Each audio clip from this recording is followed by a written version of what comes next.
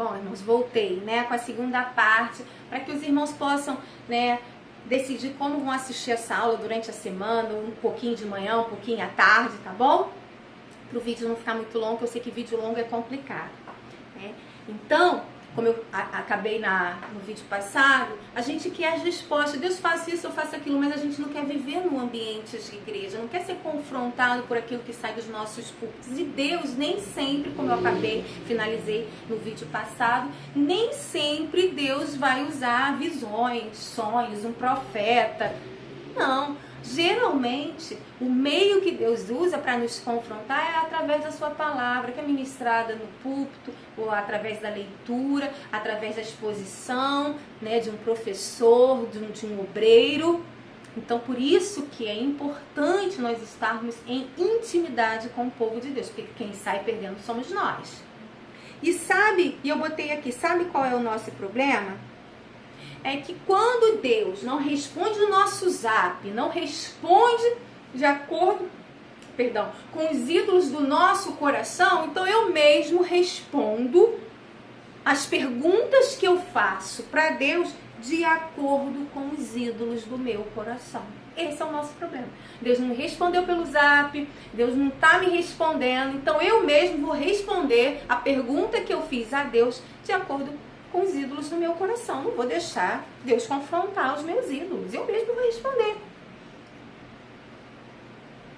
A segunda coisa, irmãos, que ocorre é que a resposta de Deus a resposta de Deus em relação a um princípio, para um, não é a mesma para o outro. E aí eu quero que os irmãos prestem bem atenção no que eu vou explicar. Princípios precisam ser aplicados a situações. Ponto. Todo mundo sabe disso. Os princípios, alguns dos princípios bíblicos, eles são universais. Ponto também. Então, esses princípios, eles se aplicam da mesma maneira. Princípios, principalmente os universais, né? Eles são aplicados a situações. E eles se aplicam da mesma maneira. Mas Deus, para livrar os ídolos do nosso coração, dos nossos ídolos do coração, das nossas idolatrias, Ele vai nos fazer caminhar de forma diferente. O princípio é o mesmo, mas a resposta para um princípio, para uma pessoa, não é a mesma para outra. A resposta pode ser diferente. Professora, eu não estou entendendo. O princípio é o mesmo, o princípio é universal, ele é aplicado da mesma maneira, mas a resposta é diferente? Sim, porque cada um de nós somos pessoas diferentes. O ídolo do meu coração não é o mesmo ídolo do coração do meu marido, do meu filho ou das minhas irmãs. O meu ídolo do meu coração não é o mesmo do ídolo do irmão. Então, a aplicação é a mesma, mas a resposta pode ser diferente, porque Deus vai nos fazer caminhar de maneiras diferentes. Ah, professora, ainda não estou entendendo. O exemplo bíblico. Para Abraão e Isaac, Deus falou, fica na terra. Para Jacó, ele sabia o ídolo do coração, o apego de Jacó à terra. Ele fala, sai da terra. Princípio é o mesmo, mas a aplicação é a mesma. Só que o caminho, a resposta é diferente. Para Abraão, ele pediu o filho. Para Jacó, ele pediu a terra. E a resposta, ela é sempre diferente. Vai acontecer de acordo com os meus ídolos. Então, um dos grandes problemas é quando a gente finalmente descobre um princípio bíblico. Esse princípio aqui, descobri hoje, estudando esse texto, descobri esse princípio. Só que a gente quer impor a resposta que foi dada àquele princípio, a minha situação, ao outro irmão. Então, eu quero que o outro irmão responda da mesma maneira que eu. Só que não é assim, porque o ídolo do irmão não é o mesmo que o meu. E talvez Deus esteja me pedindo aquela resposta, Deus queira que eu dê uma determinada resposta, porque Ele sabe que aquilo ali é um ídolo para mim, não é um ídolo para o irmão. Talvez Deus nunca te peça o seu filho, porque o seu filho não seja o seu ídolo. E Deus, Ele sabe como desentronizar os nossos ídolos, destronar os nossos ídolos, arrancar os nossos ídolos. Então, o princípio é o mesmo, ele vai arrancar os ídolos do nosso coração. A maneira como ele faz é a mesma, ele vem e arranca. Mas a resposta ela é sempre diferente, porque vai ser de acordo com os ídolos do nosso coração. Cada um tem um. Então, é um grande problema quando eu quero impor a resposta do princípio. O princípio é para todo mundo, mas a resposta encontrada num princípio, ela pode ser diferente para cada um de nós. Então, muitas das vezes, eu acho que você, ao longo da sua caminhada cristã, você já escutou líderes, pastores dizendo: cada caso é um caso. Nós vamos impor os mesmos princípios bíblicos? Sim, todos vão ter o mesmo princípio bíblico, os mesmos princípios universais, né? Vão ser corrigidos através da palavra de Deus, através dos princípios de Deus, mas cada caso é um caso. Vai ser tratado de uma forma diferente e peculiar. Então, os princípios, irmãos, eles precisam ser trabalhados de maneira individual. Precisam também ser aplicados de acordo com o ídolo do coração daquele que está sendo tratado. Terceira coisa que a gente aprende aqui nesse texto, o princípio é o mesmo, né? Precisam ser aplicados os princípios bíblicos de acordo com a situação de cada um, de acordo com os ídolos de cada um, e as respostas vão ser diferentes porque são ídolos diferentes, mas todos vão sofrer os mesmos princípios? Sim. E a terceira coisa que a gente aprende aqui é que, tendo lutas, tendo aflições, Deus nunca cai fora da nossa vida. Até porque Ele nem se eximiu de lutas na encarnação. Às vezes, principalmente nesse período de pandemia, a gente vê muita gente desesperada. Aonde está Deus? Porque Deus está permitindo isso acontecer? Porque Deus está permitindo que eu perca o meu emprego nessa quarentena? Porque Deus permitiu que o meu parente ficasse com Covid nessa quarentena? Ou ficasse doente, ou desempregado? Irmãos, tendo lutas ou não, e todos nós temos lutas. Não pensa que você é a última Coca-Cola do pedaço. Todos nós, irmãos, temos lutas. Mas Deus não caiu fora das nossas lutas. Até porque Ele não se eximiu, Ele não pulou fora quando Ele se encarnou. Não vai ser agora que Ele vai pular fora. Lembram da tentação de Jesus? Satanás chega para Jesus e ele diz o quê? Se me adorares, prostrado, eu te dou todos os reinos da terra. E qual era o objetivo de Cristo? Qual é o objetivo de Cristo? Reinar soberanamente sobre todas as coisas. Ele é soberano sobre todas as coisas. O objetivo dele é reinar sobre todas as coisas. E Satanás oferece justamente isso. E Jesus poderia simplesmente pensar assim: sabe uma coisa? Isso é rápido, né? É só me prostrar e adorar e eu já pulo pro final? Tem todos os reinos da terra me adorando soberanamente? É só isso que eu preciso fazer? Mas Jesus não responde assim. E ele não pulou fora da tentação, mas ele enfrentou. O próprio Jesus, outro exemplo é do próprio Senhor Jesus. No caminho da cruz, da morte, da aflição, da humilhação, né, do espancamento, ele faz uma pergunta para o pai dele. Eu não sei, você vai dizer: mas essa pergunta foi meramente retórica. Será?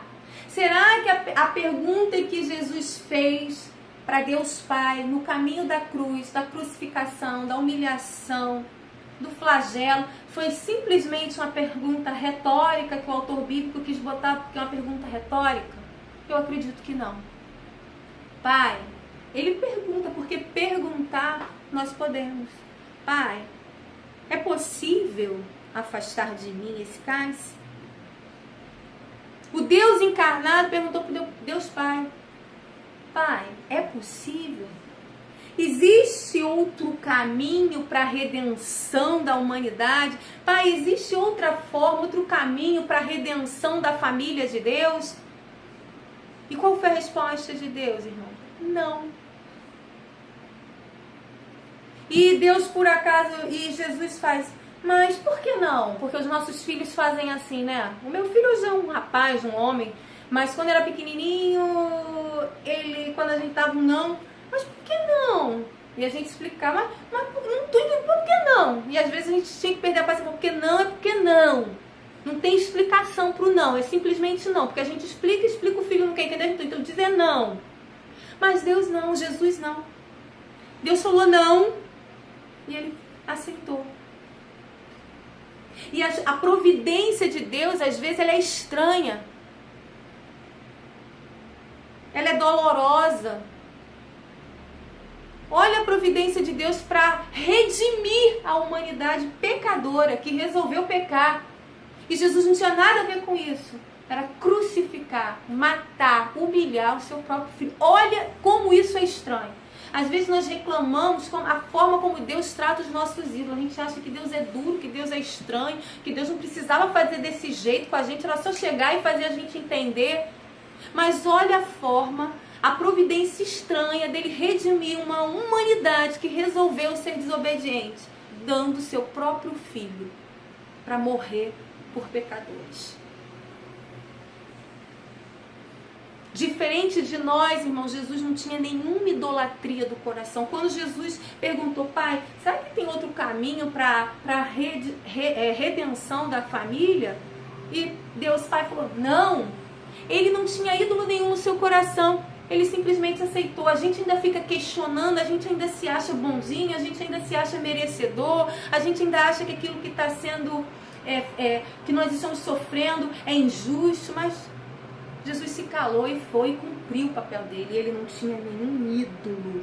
E ele pôde responder com clareza a todos os princípios de Deus diferentes de nós.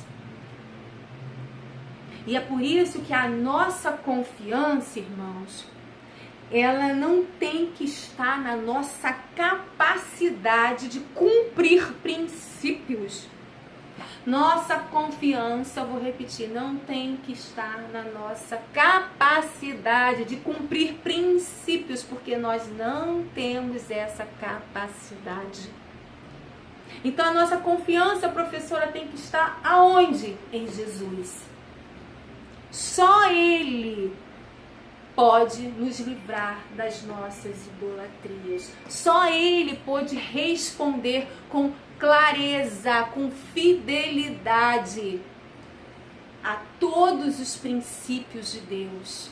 E por isso que a nossa confiança tem que estar em Jesus, porque só Ele pode responder a esses princípios com clareza, com fidelidade. E por fim, para começarmos a caminhar para o fim da nossa aula, nós vamos ser apresentados, depois que nós verificamos, né, toda essa parte da visão, nós vamos ser entronizados agora numa lista, uma lista imensa que eu vou ler com vocês.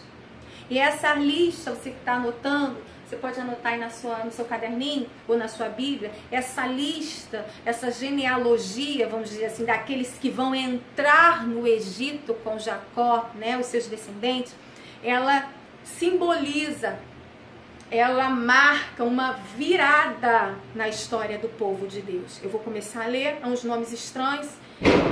Que susto, deu um fogos aqui, eu levei um susto. Perdão. Vídeo tem essas coisas, né? Essas pegadinhas. Então eu vou ler a partir do verso 8, né? Essa lista que simboliza uma virada. Grave isso. O povo de Deus agora vai sofrer uma virada. Eles se movimentam, Deus faz essa nação se movimentar, indo para o Egito. E agora quando a gente chega no verso 8, ele confirma essa ida a Jacó, diz, fique tranquilo, eu vou com vocês, eu vou descer com vocês, eu vou tirar vocês, eu vou voltar com vocês. E agora nesse verso 8, Moisés começa a fazer tipo uma lista, uma genealogia daqueles que entraram com Jacó. E a lista é grande e ela simboliza uma virada. Ela não está aqui à toa, porque Moisés, sabe, ele não sabe escrever e ele é entediante. Eu sei que tem gente que não gosta de estudar genealogia, listas de nomes, mas elas não estão aqui por um acaso, tá? E eu vou ser bem rápida, eu não vou estudar de forma assim detalhada, mas eu vou dar uma visão geral dessa lista para vocês. Verso 8. Estes são os nomes dos israelitas. Aqui ele já não narra assim, esses são os nomes dos descendentes de Jacó. Ele fala, esses são os nomes dos israelitas, né, da nação. Aí diz, Jacó e seus descendentes que foram para o Egito, Ruben, o filho mais velho de Jacó. Estes foram os filhos de Ruben, Enoque, Palu, Esrom e Carmi. Estes foram os filhos de Simeão, Jemuel, Jamim, Oade, Jaquim, Zoar e Saul, filho de uma cananeia. Estes foram os filhos de Levi, Gerson, Coate e Merari. Verso 12. Estes foram os filhos de Judá, Onã, Selá, Pérez e Zerá. E Onã morreram na terra de Canaã. Estes foram os filhos de Pérez, Esrom e Amul. Verso 13. Estes foram os filhos de Issacar, Tolá, Puá, Jazube e Sinrom. Estes foram os filhos de Zebulon, Sered, Elon e Jaleel. 15. Foram esses os filhos que Lia deu a Jacó em Padã Arã, além de sua filha Diná. Seus descendentes eram ao todo 33. Aí agora ele vai falar dos descendentes da serva de Lia. Estes foram os filhos de Gade, Zefon, Agi, Suni, Esbom, Eri, Arode e Areli. Estes foram os filhos de Asser, Iná, Isvá, Isvi, Berias e a irmã deles, Será. Estes foram os filhos de Berias, Eber e Malquiel. Nomes bonitos, fáceis de pronunciar, né? Verso 18. Foram esses os 16 descendentes que Zilpa, serva de Labão, tinha dado a sua filha Lia, deu a Jacó. Verso 19. Estes foram os filhos de Raquel, mulher de Jacó, José e Benjamim. Azanete, estes foram os filhos de Raquel, mulher de Jacó, José e Benjamim. Azenate, filha de Potífera, sacerdote de On, deu 2 filhos a José no Egito, Manassés e Efraim. Estes foram os filhos de Benjamim, Belá, Bequer, Asbel, Gerá, Naamã, Ei, Rois, Mupim, Upim, Arde. Mupim e Upim, bons nomes, né?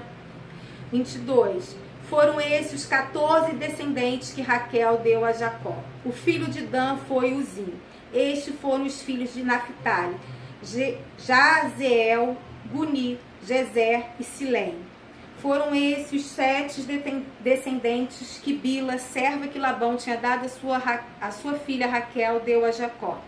Todos os que foram para o Egito com Jacó, todos os seus descendentes, sem contar as mulheres de seus filhos, totalizaram 66 pessoas. Com mais os 2 filhos que nasceram a José no Egito, os membros da família de Jacó que foram para o Egito chegaram a 70. Então, nós vemos essa virada. Moisés não escreveu isso aqui à toa, né? E o que a gente pode tirar desta lista, professora? Primeiro, né? É uma lista de nomes que você pode usar para dar para os filhos de vocês. Segundo, essa lista está aqui por uma razão. Ela é um ponto de virada, assim como as outras genealogias de Gênesis, como eu já falei. Né? É uma lista da virada da história do povo de Deus. Aqui, irmãos, vai começar a dar saudade na gente. Jacó, a vida de Jacó na Palestina, ela está vindo ao fim. E o restante do livro, como os irmãos vão perceber agora, o foco agora restante do livro de Gênesis vai ser na jornada, nos primeiros dias de jornadas lá no Egito. Então, é uma virada, porque nós estamos vendo, através dessa virada, a nação se movimentar. Eu vou dizer que essa nação ainda é muito pequena. Vamos dizer, na verdade, que ainda não é uma nação. Uma nação vai ser quando eles forem sair lá no Egito, uma nação numerosa. Aqui ainda é um clã que Deus vai se transformar num grande povo, numa grande nação.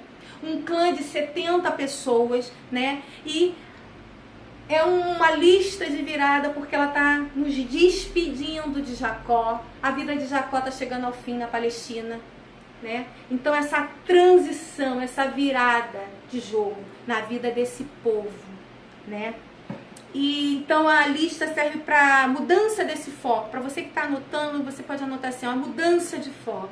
A terra de Canaã, ela vai, vamos dizer assim, vai sumir da história. E não vai sumir por pouco tempo, 400 anos. Né? Então é uma lista muito importante, irmãos. ela vai nos mostrar essa virada. 70 pessoas, um clã, um povinho pequeno, está saindo da terra que Deus prometeu, né, das fronteiras, vamos dizer, da terra prometida, está indo se alojar numa terra estranha, um povo pequeno, mas que lá na frente a gente vai ver que vai se tornar um povo numeroso, uma nação numerosa. Então, a vida desse patriarca também está chegando ao fim. A terra que o tempo inteiro, desde que Deus chamou Jacó, e aí não está no meu script, mas eu vou falar porque Deus me lembrou agora, quando Deus chama Jacó, ele diz, Abraão, quando Deus chama Abraão, Deus diz assim, Abraão, sai da tua terra. Aí não é a terra prometida, a terra onde ele morava, Ur dos Caldeus. Sai da tua terra, do meio da tua parentela e vai para uma terra onde eu te mostrarei. E Deus promete aquela terra, e Deus promete vai fazer de Abraão uma grande nação. Essa terra, irmão, ela é muito importante, ela não é qualquer terra, né? E a gente vem estudando e vira e mexe, todo tempo a gente fala dessa terra, todo tempo essa terra, ela é lembrada aos patriarcas, todo tempo a gente volta ao assunto da terra, só que agora essa terra vai ficar esquecida por 400 anos. 400 anos esse povo escolhido vai ficar numa nação estrangeira, que vai servir de incubadora, de útero para esse povo crescer, né? Então, essa terra, ela é sim importante, mas ela também vai ficar esquecida por 400 anos. E quando eles saírem do Egito, né? E eles vão ficar lá 400 anos, e quando eles saírem de lá, irmãos, essa terra é tão importante que eles vão voltar para essa mesma terra. E a lista é grande e ela nos ensina também, eu não posso deixar de falar, e por que essa lista que está aqui? Moisés estava querendo dizer para Israel, lembrar aquele povo para o qual esse livro foi escrito, e Moisés é o autor.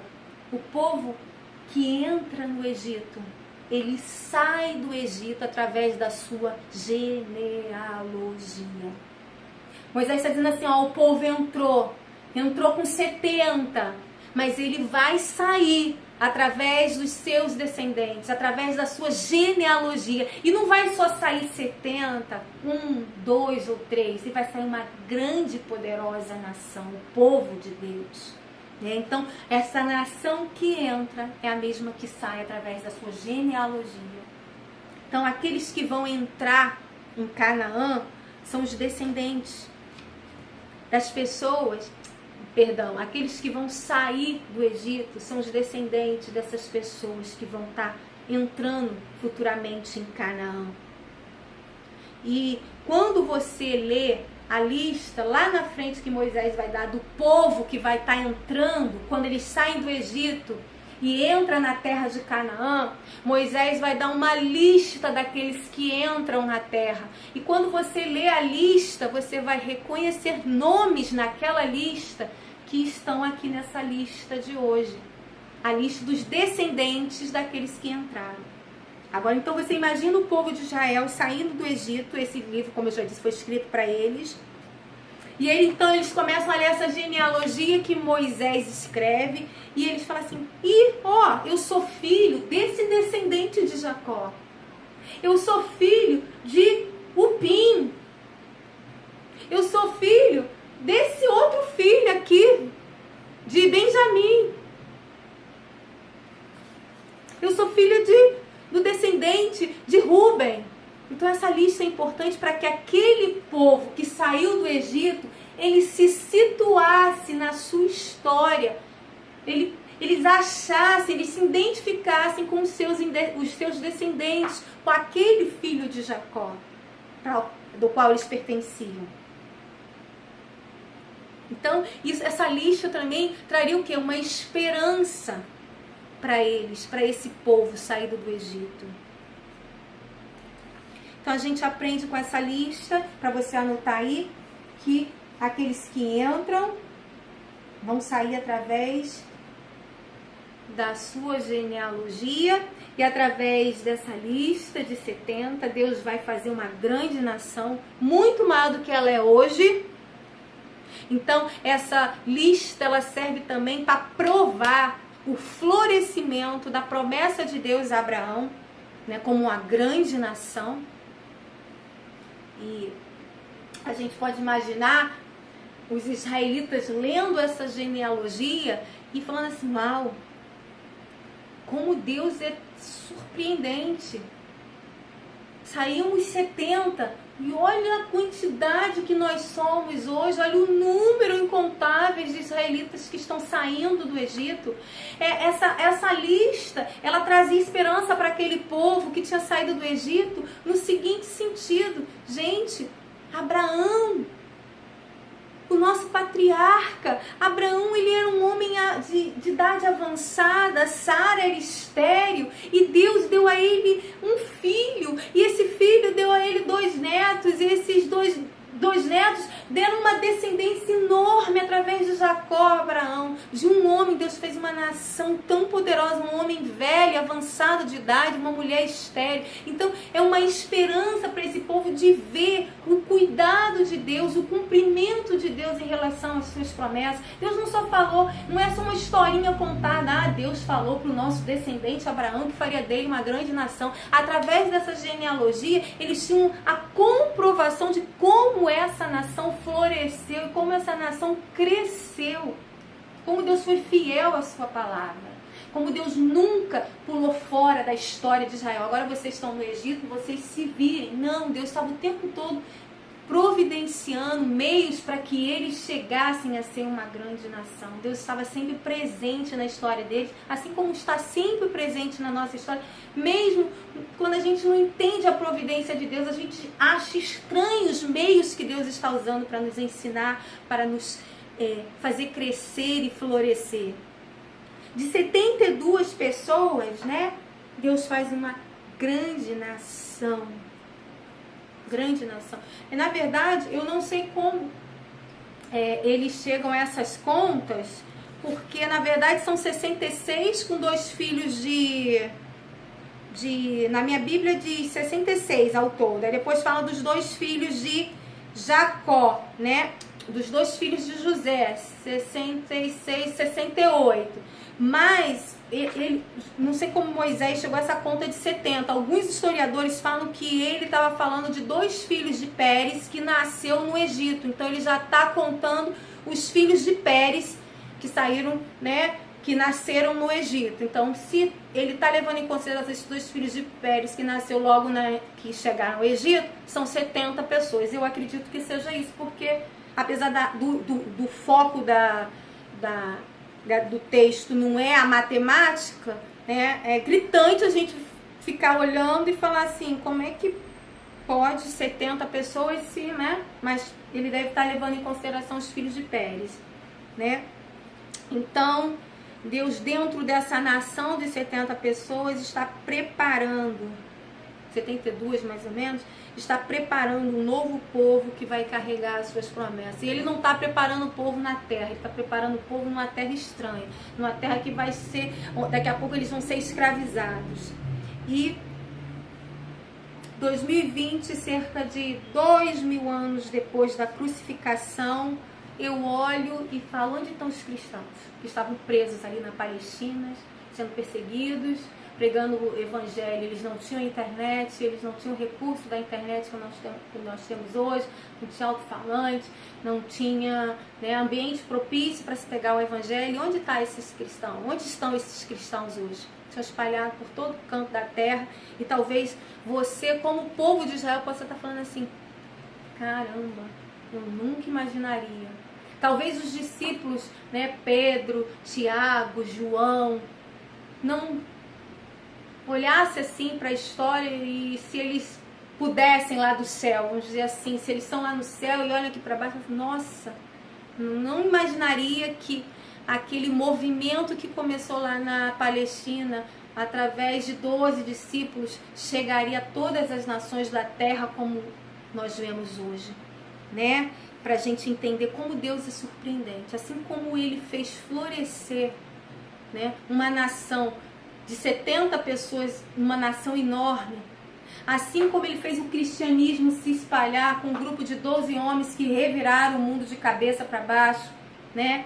Ele ainda faz hoje. Se a gente lembrar de uma história um pouco mais recente, né, a história da Reforma, temos que é mais recente, 500 anos de reforma, né, nós completamos, e talvez Martim Lutero não tivesse a noção do que aquela reforma que começou, né, naquele dia 31 de outubro, com as 95 teses que ele pregou, né, na porta da igreja de Wittenberg, ele talvez não tivesse noção que aquela reforma ia se espalhar por todos os cantos da terra, e talvez do céu Lutero fale assim: Jesus, eu não sabia que aquela reforma, aquela proposta de 95 teses fosse alcançar a nação, por todas as nações, por toda parte do planeta. E Jesus, né, vira para Lutero: você não sabia, mas eu já sabia, né? Porque Deus sabe, a gente não sabe, né, como vai ser o nosso crescimento, como vai acontecer esse florescimento, e a gente amanhã, daqui a uns 15, 20 anos, a gente pode olhar para trás, para a nossa história e falar assim: gente, como Deus é surpreendente. Olha, eu olho para trás e vejo como Deus me fez crescer, como Deus fez florescer. Você não sabe, você fica assim: poxa, eu jamais ia imaginar que Deus ia fazer isso através de mim, através da minha vida, através da minha família. Mas Deus já sabia, né? Deus já sabe. E aqui, então, o foco dessa lista é trazer essa esperança, que o Deus que fala, Ele faz. E Ele não só fez, mas Ele continua fazendo, né? Hoje você pode dizer assim: ah, mas essa pandemia vai acabar com a igreja. Não vai não, não vai não, não vai não. Talvez você não consiga imaginar como Deus vai nos fazer sair dessa situação, mas Ele já sabe, amém? Assim como Ele já sabia de tudo, Ele já sabia que o povo ia ficar cativo, ia ser escravizado, mas ia crescer, e ainda não só ia crescer, eles iam sair de lá ricos. Os egípcios iam entregar suas riquezas e mandar eles embora, amém? Então, o alvo do narrador, através dessa lista, é trazer essa esperança para aquele povo que está voltando, se reconhecer dentro da sua genealogia. E eu sou descendente de José, eu sou descendente de Efraim, o filho de José, eu sou descendente de Rubem, de Upim, né, esses nomes todos esquisitos que a gente acabou de ler. Deus faz, como eu botei aqui, coisas tremendas, e os israelitas poderiam olhar para trás e saber que miraculosamente Deus continuou a fazer a sua história acontecer. Esse é o nosso Deus, né? E, professor, o que a gente vai levar para casa? O que a gente faz com essa história toda de princípios, né, de situações, de interpretações?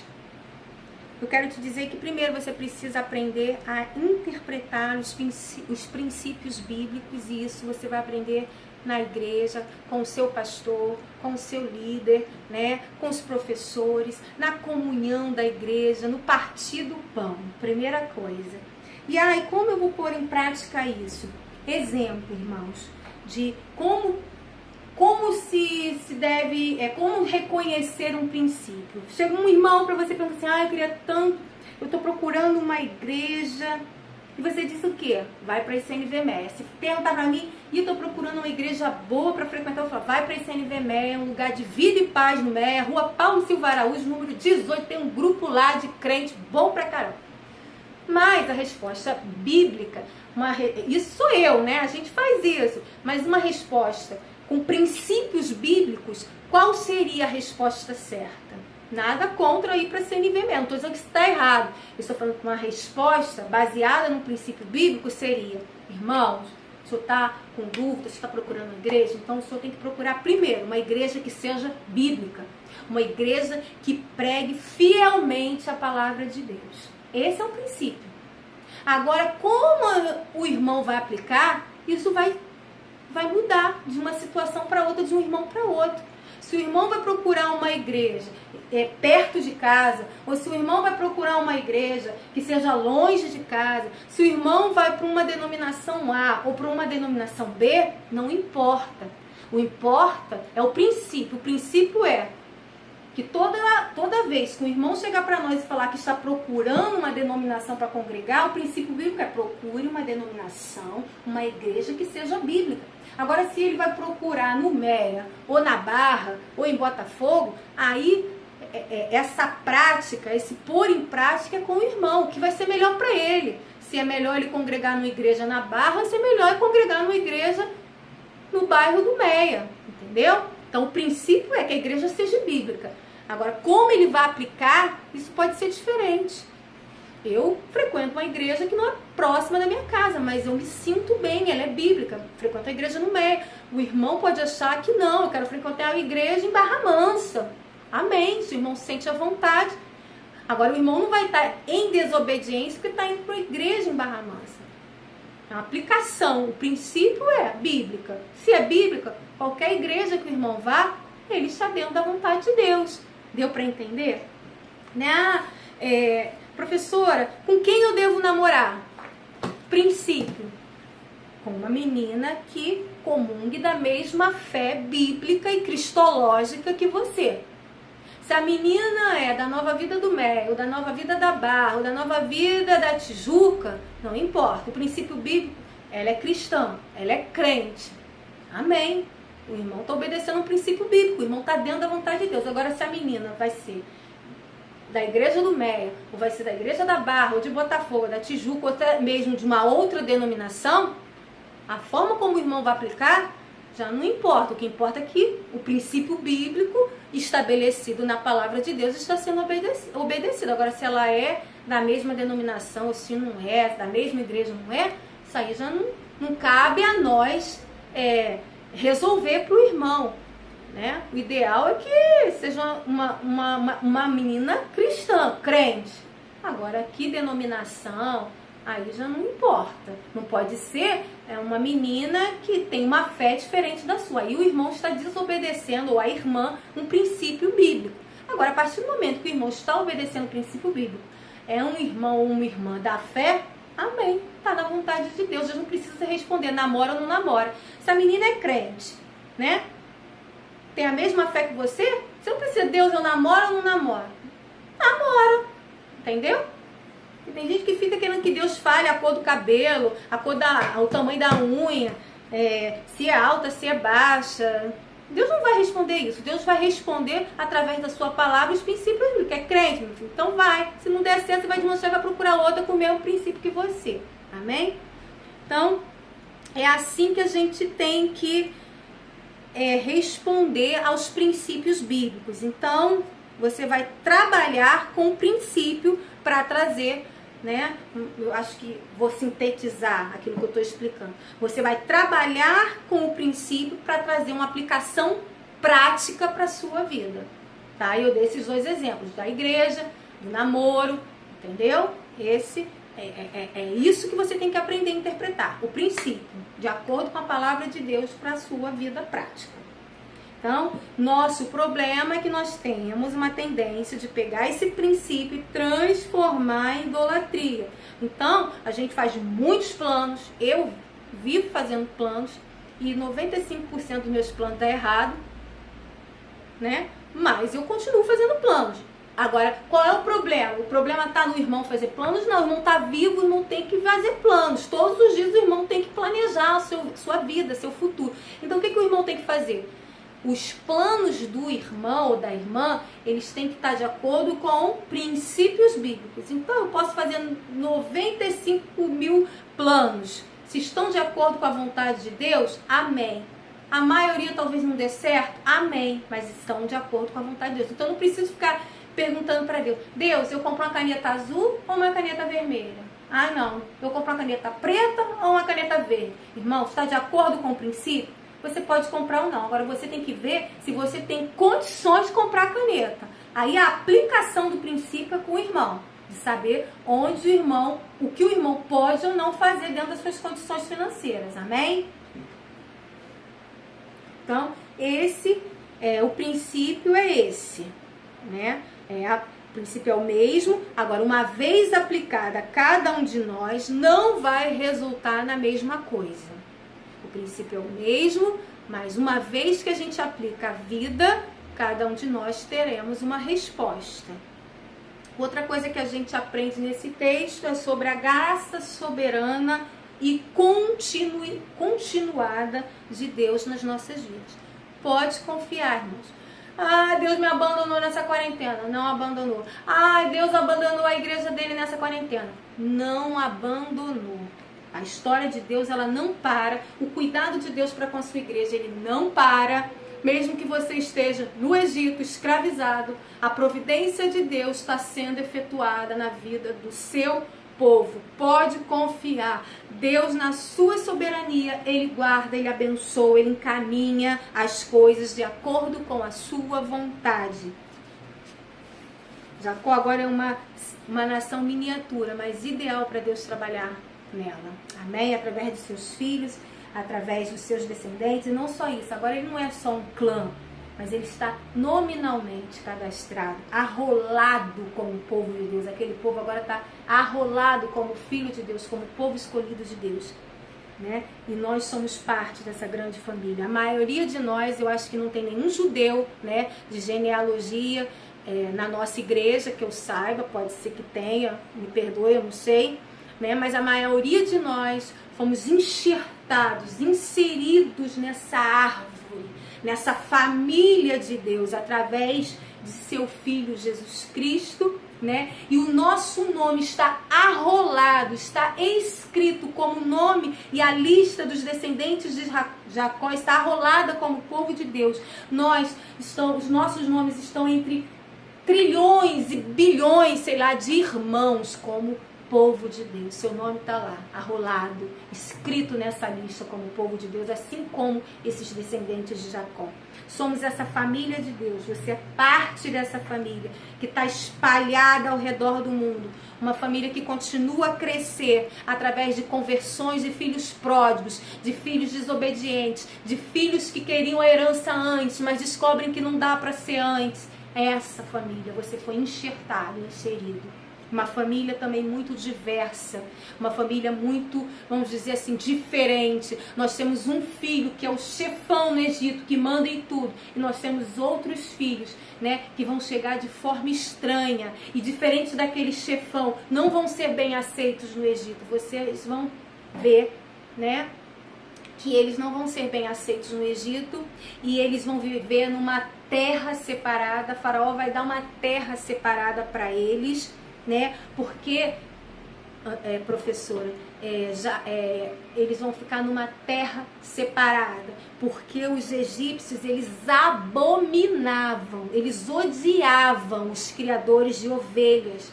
Para eles, criador de ovelhas, e é justamente o que o povo de Deus era a pior pessoa da face da terra para que eles se relacionassem. É por isso que eles vão ficar numa terra separada. E Deus também usa essa providência estranha dos egípcios não gostarem de criadores de ovelha. É uma forma que Deus usa, olha como Deus usa coisas estranhas para preservar o seu povo. É uma forma de Deus preservar a identidade do seu povo no meio daquele povo. É uma forma de Deus preservar a cultura do seu povo numa terra estrangeira por 400 anos. Então eles fazem os egípcios terem, né, asco por criadores de ovelhas. E essa foi a maneira misteriosa, essa providência estranha que Deus preserva o povo dele por 400 anos, sem perder a sua identidade, né?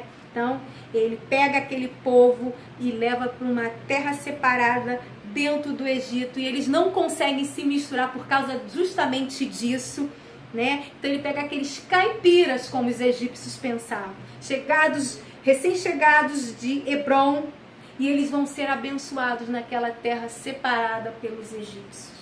E Deus, irmãos, hoje continua a usar as mesmas providências estranhas para cuidar da sua família, para providenciar que a sua igreja cresça. E a minha última pergunta, o vídeo ficou um pouquinho grande também, né? Para você, para nós finalizarmos essa aula, para que você saia pensativo, leve essa pergunta para a sua semana. Você é parte dessa família? Você é parte dessa família, você foi enxertado nessa árvore, então viva nela. Seja confrontado através dela, na pessoa do pastor, na pessoa do seu líder, na pessoa do seu professor, na pessoa do diácono, do obreiro. É dessa família, viva nela. Seja confrontado por ela. Lave a roupa suja nela. Amém? Deus abençoe os irmãos.